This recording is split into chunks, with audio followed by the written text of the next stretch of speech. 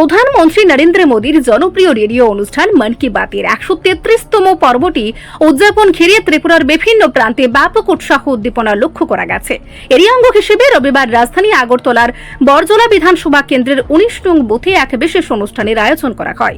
এই কর্মসূচিতে সক্রিয়ভাবে অংশগ্রহণ করেন বরজলা কেন্দ্রের প্রাক্তন বিধায়ক ডক্টর দিলীপ দাস। প্রধানমন্ত্রীর বার্তা শোনার জন্য এদিন সকাল থেকে বুথ স্তরের বিজেপি কর্মী ও সাধারণ মানুষের মধ্যে বিশেষ উন্মাদনা ছিল।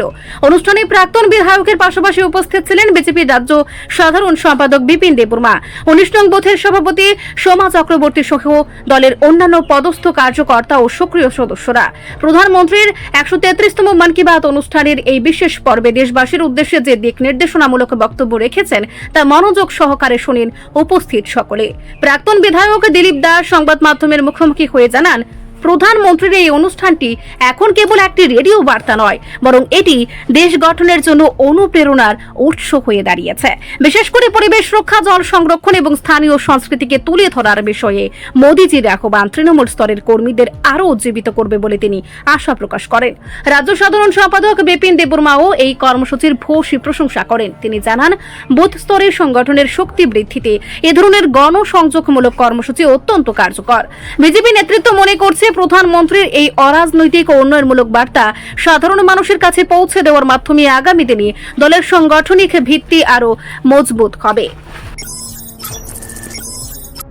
আমরা প্রত্যেক মাসের যে শেষ রবিবারে আমাদের যে মন কি বাত আমরা প্রত্যেক বুথে এবং সেটা রাজনৈতিকের বাইরেও প্রত্যেক জায়গার মধ্যে আমরা এখন উপলব্ধি করতে পারি, সে গ্রামে গঞ্জে হোক বা ক্লাবে, অনেক জায়গার মধ্যে এই মন কি বাত শ্রবণ করে।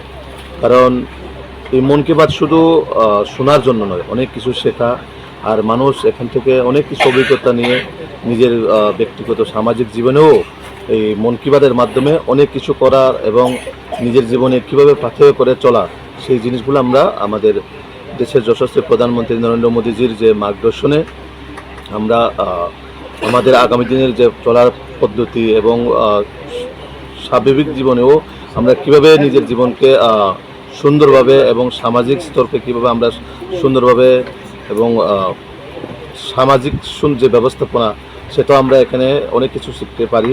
এবং আমি এটাই আহ্বান করব মানুষকে যে মন কি বাত শুধু পলিটিক্যাল প্ল্যাটফর্ম না, মন কি বাতে সমাজের সকল অংশের মানুষ যাতে এই জিনিসটা শ্রবণ করে এবং দেশের যশস্বী প্রধানমন্ত্রী নরেন্দ্র মোদীজি এই মন কি বাতের মাধ্যমে পুরো বিশ্বে কি চলছে এবং আজকে আমরা এই বরজলার যে ১৯ নম্বর বুথে এখানে বসে আমরা সবাই আমাদের প্রাক্তন বিধায়ক এবং মণ্ডলের নেতৃত্বের সঙ্গে আমরা শ্রবণ করেছি এবং ত্রিপুরার মধ্যেও কি চলছে, উদয়পুরের কথা এখানে উল্লেখ করা হলো, সাউথ ত্রিপুরার কথা এখানে উল্লেখ করা হলো, আমাদের ত্রিপুরার মধ্যেও যে বিভিন্ন জায়গায় কি চলছে সেটা আমরা মন কি বাতের মাধ্যমে আমরা জানতে পারি।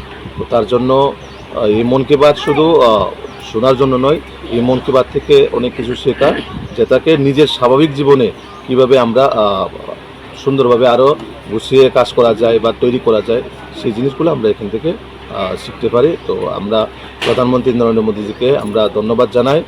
প্রত্যেক রবিবারে মানে প্রত্যেক মাসের শেষ রবিবারে আমাদের জন্য নতুন নতুন তথ্য উনি নিয়ে আসেন এবং একটা রিসার্চের মাধ্যমে ভারতবর্ষের হোক বা ভারতের বাইরে কোন কোন জায়গায় কী চলছে সেটা আমরা আপডেটগুলো পাই।